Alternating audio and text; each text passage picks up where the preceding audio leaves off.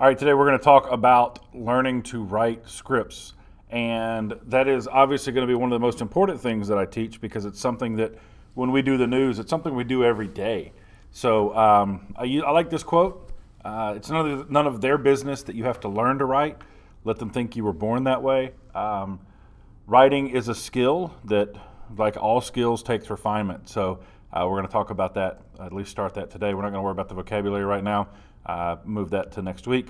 So we're going to talk most importantly about active voice versus passive voice, because this is something that is very important when we are writing for the news, because it helps people understand what's happening in the story, and they don't have to go back and forth between who did what. It's very clear, and we're going to talk about that throughout this thing. So active voice, you have to remember from your English class that the subject does the action. So Mr. White teaches the students. Well, the action is teaches. The subject is Mr. White. So Mr. White teaches the students. The opposite of that would be the students are taught by Mr. White.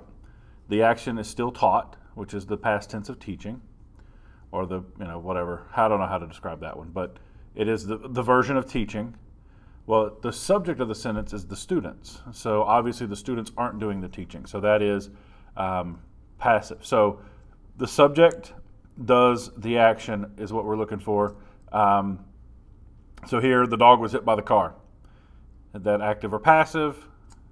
That is passive. The subject of the sentence is the dog.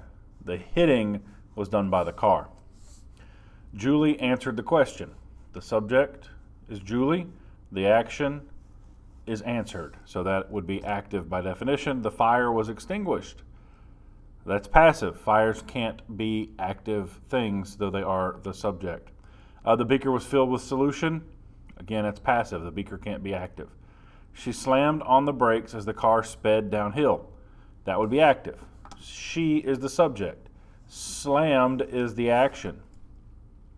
And then finally the antithesis of that, where the brakes were slammed on by her, which is a really dumb sentence. So how you're going to write your scripts. First off, you'll see this table on your assignment today, and it's pretty simple. I'm going to jump over to that assignment real quick. So what I want you to understand is that you're writing 90 words, which is about 30 seconds worth of script. But what you got to understand is a couple of things that we talked about the other day in class. Target audience is the most important thing. Make sure that your topic is in line with your target audience. So in my research, I'm going to do, let's see, what's in Morgan County. Going to do that because proximity, and if I can find something timely, so I'll have proximity, timeliness, relevance, mask mandate. So masks, okay. So I'm going to read this story, and we'll go through there. So I've read the story. I know what the story is. So I'm going to come here. First thing I'm going to do, copy that link. I'm going to go right in here to the assignment, and I'm going to put that source. Okay, and the topic is Madison requires masks for everyone. Okay, so that's my topic. That's what I'm going to cover. Pretty simple. So I've got my first source, and yes, you have to have 3 sources. Sometimes you may not be able to get that third source, but you need to try to get 3 sources. And the reason is you want to make sure that you get enough information and you get the right information. And 3, I think, is a good number. Wrong one. There we go. So we're going to go with that. So now, who? Madison City Council. What did they do? They voted for a mask requirement. When? Yesterday. Where? City Hall. And again, I didn't read it on this as I was doing the recording, but I know what the story is because I've already read it. I did my homework. Why? to help stem COVID cases. And then how does it have in here how they voted?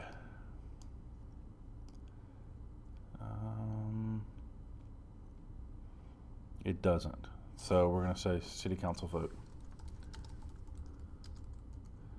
Okay, so that's my first source. Now, in this source, you see here, they give me another link. I could use that link as another source. Go read it, which, as I said before, I've already done. But here it is. And the great thing about a lot of codes like this and lots of whereases.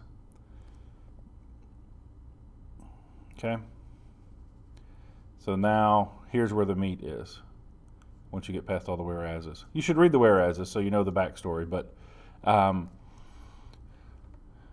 here's why here's where they're required. There's why they're required, or how to when they're not required, and then down below that is how you're penalized. So, and then let's see, Georgia mask requirements.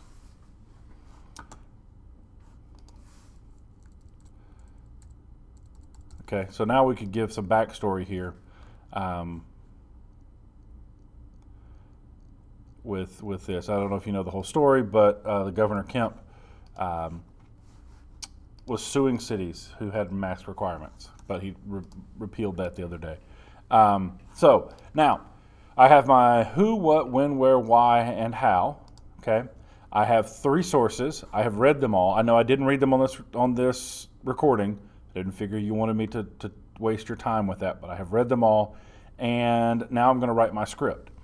Just like the magic trick that I showed you earlier this semester, the magic trick to writing good scripts is doing the pre-production work, the filling out the chart, because if you do that, your script will kind of write itself. So here we go. I'm going to write the script real quick. First off, write with all caps. Caps lock should be on your computer, or if you're on your Chromebook, I'll have to show you how to do that. You just go to Format, Text, Capitalization, and Uppercase, and now everything would be in uppercase. So here we go. Yesterday,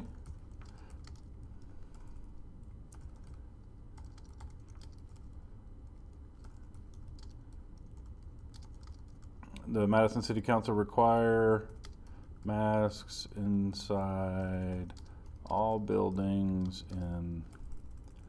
within the Madison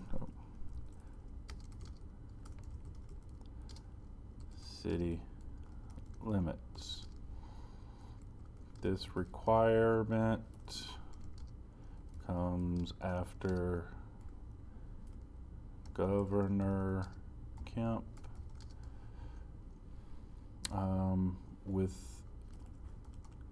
withdrew a lawsuit preventing such a requirement. Okay, so now I have the who, Madison City Council, the what, voted to require masks, when, right there. Now, so I have, and let me show you how to count words. Not that it really matters too much right now, but if you go to Tools, Word Count, it's going to give you your selected words right here. So I'm a third of the way. The mandate takes effect, let's see, and that would be here in this document.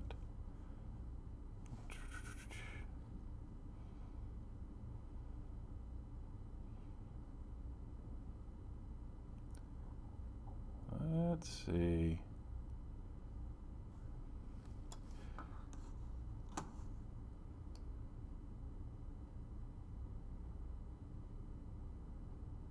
So here's the line about Governor Kemp. So there's your mask mandates.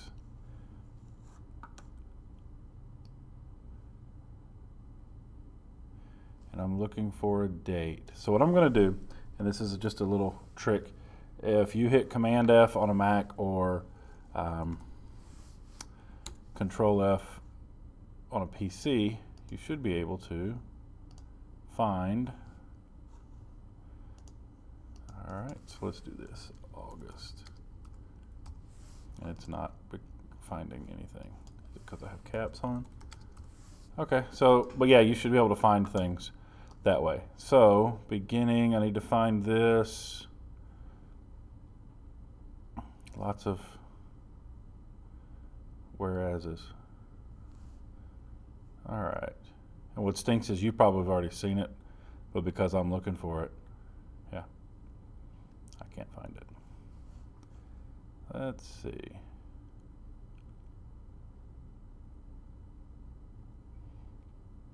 Shall be effective immediately and remain in effect until revised or repealed. So there it is. So takes effect immediately.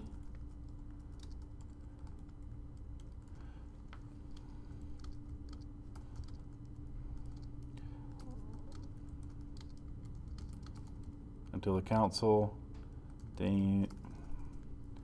takes it out of effect. Okay, and I think that it wants me to use effect, yep. Okay, so there, now we have the when, we have the where, we have the who, okay, so here we go. There are ways for businesses to opt out of the mandate, as businesses as well. Let's do this, as well as individuals to opt out of the mandate. Those options are listed on the City of Madison website. So let's see where we are on the word count. So again, and I could do Command-Shift-C to get word count, but all right, so we're still 15 words away. The penalties for not wearing a mask range from a warning to a $50 fine for each infraction. For more details, go to the City of Madison website. So I bet I'm at like 93 words. Let's see. And 93 words, by the way, is 30 seconds on camera. Ooh, at 101. Oof. So I would go in and trim that up, but I'm not going to make you do that on this one. I just want to see what you can write. But again, the magic lies in doing your research. So I knew the who, what, when, where, why, and how, and then I went to my sources to get more information. So that's how you write a script. And your assignment is to write a script on a topic of your choice that matters to your target audience. That's the key there, is that it matters to your target audience. Let's stay away from COVID stories. I don't want to do, COVID's up, COVID's down, that kind of stuff. Death, murder, mayhem, we don't necessarily do those either. So, yeah, so have fun. Message me, email me, whatever, if you have any questions, and go make some awesome.